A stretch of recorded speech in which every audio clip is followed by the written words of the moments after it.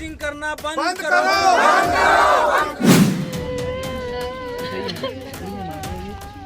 मेरा भाई की पब्लिक मारा। किसी भी आरोप लगा के, चोरी का, बकरी चोरी तो फलना चोरी तो ढकना चोरी लगा के, इल्जाम लगा के इस तरह से आदमी मॉब लिंचिंग कर दे रहा है, मार दिया जा रहा है नाम पूछ के, ये गलत हो रहा है। कॉलर में ब्लैक पैंथर इस टाइप का नाम शो कर रहा है और ये आजकल के दौर में ये जातीयता वाला जो हो रहा है ये सब ना हो। ये भारत देश है और भारत देश में ऐसा होना ठीक नहीं लगता है।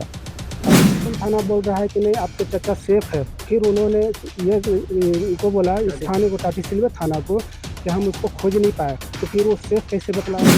कारण मारने के पीछे कोई अपराध नहीं था, बस अपराध इस बात का था कि ये मुस्लिम था। मॉब लिंचिंग कर हत्या कर दी गई थी। अलीमुद्दीन अंसारी की मॉब लिंचिंग कर हत्या कर दी गई थी। बरही के रहने वाले रुपेश की मॉब लिंचिंग कर हत्या कर दी गई थी। अभी बरकट्टा में मैं आपको बता दूं कि एक इमाम साहब की मॉब लिंचिंग कर हत्या कर दी गई थी। आज कटमकुल्ली गांव में इसी तरह का मामला सामने आया है कि अख्तर अंसारी की भी मॉब लिंचिंग कर हत्या कर दी गई है। बताया जा रहा है कि स्थानीय लोगों के द्वारा कि तब अख्तर अंसारी के 4 छोटे छोटे बच्चे हैं। अब उन बच्चों का क्या होगा, मैं आपको बता दूं कि आए दिन पूरे झारखंड की राजधानी रांची में मॉब लिंचिंग का मामला बहुत ही तेजी से बढ़ते चला जा रहा है।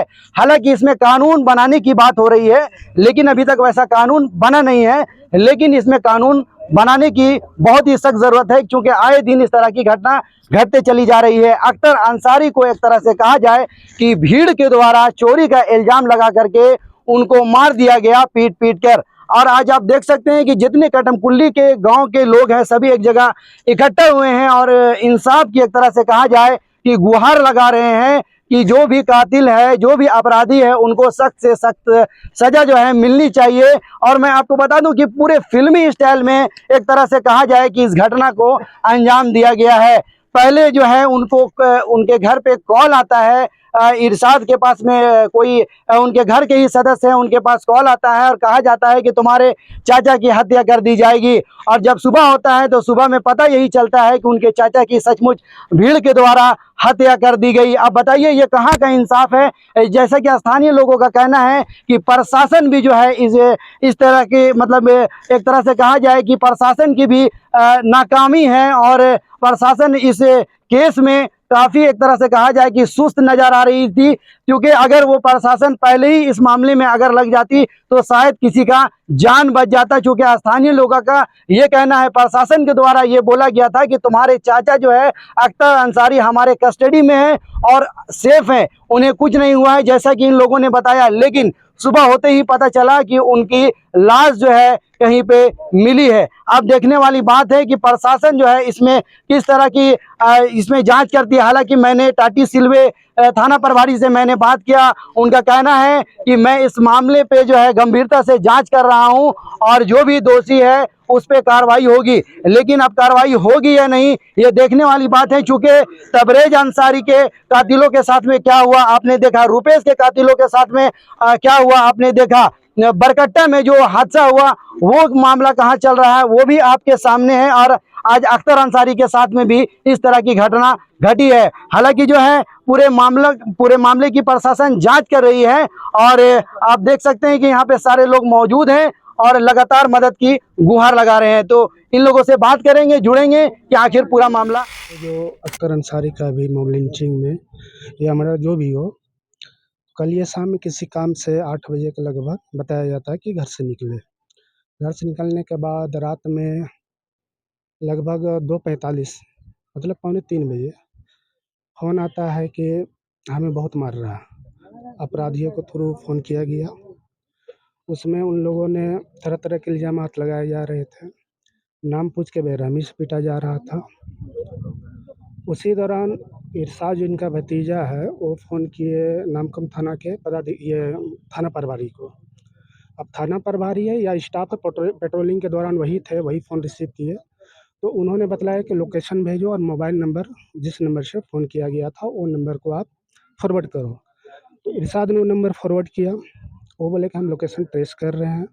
लोकेशन ट्रेस करने के बाद ये कंटिन्यू उनसे बात होती रही इनका 1 घंटा तक। तो रंजीत कुमार जो नामकुम थाना प्रभारी है तो उन्होंने बताया कि नहीं आपके जो चाचा है उनको लपड़ थप्पड़ से मारा गया है, वो सेफ़ है। जख्मी नहीं है, सो निश्चिंत रहो। यहाँ पे लोग निश्चिंत हो गए। फिर लगभग 5 या 5:30 के लगभग में बताया जाता है कि यहाँ जो आपका ये थाना है, टाटीसिलवे थाना, वहाँ से फ़ोन आता है कि एक लाश हमें रिंग रोड पे मिली है, तो व्हाट्सएप नंबर दो, उससे शिनाख्त करनी है। तो इनको ये अपना नंबर दिए, तो देखे कि इनका चाचा ही है।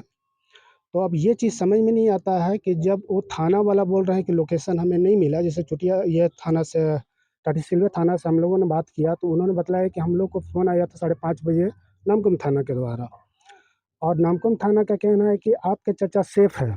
फिर ये बतलाते हैं आपका क्या है ये थाना, टाटीसिलवे थाना की लोकेशन हम लोग को ट्रेस ही नहीं हो पा रहा था कि कहाँ पे ऐसा कांड हुआ है, कहाँ पे ऐसा घटना घटा है। तो आप ये बतलाइए कि जब नामकुम थाना बोल रहा है कि नहीं आपके चाचा सेफ है, फिर उन्होंने ये इनको बोला, इस थाने को, टाटीसिलवे थाना को, कि हम उसको खोज नहीं पाए, तो फिर वो सेफ कैसे बतला रहे थे? तो इसमें कहीं ना कहीं पुलिस का भी साजिश है, और साजिश के तहत इसको मारा गया। और सबसे बड़ा कारण मारने के पीछे कोई अपराध नहीं था, बस अपराध इस बात का था कि ये जो मुस्लिम था, मुस्लिम के नाम से तो आज पूरे भारत में तो जैसे चोरी की कि बात सामने आ रही है। चोरी तो इल्ज़ामात तो कुछ भी लगाया जा सकता है ना, इल्ज़ामात लगा के कहीं पे भी मार दो, अकेले पाया मुस्लिम है तो मार दो। क्या कुछ मांग करेंगे प्रशासन से? प्रशासन से ये कि इनके छोटे-छोटे बच्चे हैं, इनका फ्यूचर को भी देखना है, इनका कोई सहारा नहीं है। दूसरी बात है कि ऐसा जो कांड हो रहा है, इस तरीके से जो मॉब लिंचिंग हो रहा है, जब झारखंड सरकार कानून बनाया है तो लोगों के अंदर तो डर नहीं है। इसलिए डर नहीं है कि सख्ती से कोई कार्रवाई नहीं की जा रही है। अगर लोगों को इस तरीके से अपराध होती है, अगर फांसी की सज़ा दी जाती है, तो लोगों में एक डर रहेगा, किसी को जात के नाम पे नहीं मारा जाएगा। भारत का संविधान में ऐसा थोड़ी है कि हिंदू लोग को ही सेफ रखना है और बाद बाकी अगर कोई माइनॉरिटीज़ है उसको मार दो। तो इस तरीके अख्तर अंसारी के बेबी हैं, उनके 3 बच्चे, छोटे-छोटे बच्चे, 4 बच्चे हैं, उनके छोटे-छोटे बच्चे। अब उनका देख-रेख कौन करेगा? मारने वाला तो मार दिया। इकट्ठा हुए, क्या मामला है बताइएगा? बोलिए, क्या घटना हुई है? घटना यही हुई है कि मेरा चाचा जो है इस दुनिया में नहीं रहे। कैसे, क्या हुआ था मामला? मामला यही हुआ था कि उनको भीड़ ने मार दिया है। कैसे कैसे कह रहे भीड़ ने मारा, आपको कैसे पता चला? हमको पता चला यही कि रात में 8 बजे वो मेरे साथ में थे, उनके बाद वो शादी में बोल रहे हैं कि हम जा रहे हैं। उसके बाद वो रात में अचानक 2 बजे कॉल आई, तो वहाँ भीड़ बहुत काफ़ी भीड़ थी और मारो मारो की आवाज़ आने लगी। किसके नंबर पे कॉल आया? वो मेरे ही नंबर पे कॉल आया था। और उनके चाचा के नंबर से कॉल आया या कोई दूसरा नंबर से? चाचा के नंबर पे जितना कॉल था उस पे ट्राई वो लोग तो लगा रहे तो होंगे, तो मेरा भी नंबर था उनका मोबाइल में। कोई नया नंबर से आया था कॉल? हाँ, नया नंबर से कॉल आया क्या था। बोल रहे थे वो लोग? वो लोग बोल रहे थे, पता नहीं, उतना भीड़ में पता नहीं चल रहा था, लेकिन यही पता चल रहा था कि बस इसको मारो। तो यहाँ पे जैसा कि बड़ा बाबू से वहाँ पे बात हुआ, टाटीसिलवे में चोरी का मामला सामने आ रहा वो तो नहीं पता हमको। क्या करते थे आपके चाचा? वो बंगला भट्ठा लगाते हैं हमारो क्या दोनों। लगता है क्यों मार दिया गया उनको? बस यही मॉब लिंचिंग का मामला हो सकता है, और क्या हो सकता है। किसी से कोई दुश्मनी या कोई वैसा धमकी? वैसा नहीं था कोई वैसा। है। तो इस तरह की जो घटना घटी, तो आप स्थानीय थाना गए थे? हाँ, गए थे क्या बोला गया वहाँ? वहाँ पे। वहाँ टाटीसिलवा ना, क्या बोला गया वहाँ? वहाँ पे तो इल्ज़ाम लगाया जा रहा है मेरा चाचा में। क्या इल्जाम लगाया? चोरी का इल्ज़ाम लगाया जा रहा है। वैसा तो नहीं थे, तो चोरी वो साबित, सरासर गलत है। तो चोरी साबित नहीं हुआ है? नहीं, कुछ भी तो बरामद नहीं हुआ है।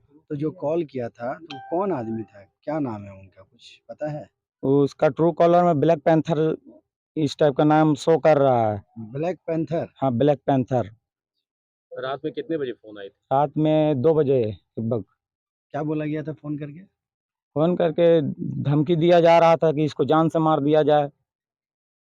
आप ही के नंबर पर फोन आया था? हाँ, तो उसके तो बाद आपका आप लोग नंबर कैसे उनके पास में कैसे मिला? उनके पास मेरा चाचू थे, तो उनके पास तो मेरा नंबर था ही। तो उन्हीं के मोबाइल से फोन किया था या वो अपना नहीं, नंबर? वो अपना नंबर से फ़ोन कर रहा था। उसमें ब्लैक पैंथर लिखा रहा था? हाँ, ब्लैक पैंथर लिखा उसके रहा बाद था। आप लोगों ने क्या किया, स्टेप क्या लिया उसके बाद जब कॉल आया तो? उसके बाद हम है सो नामकुम थाना के अधिकारी रंजीत कुमार को हम उनका मदद लिए, उनसे हम कांटेक्ट किए, जो कॉल आया वो नंबर हम उनको दिए, वो बोल रहे हैं कि हम कॉल ट्रेस कर रहे हैं, वो नंबर मुझे दो।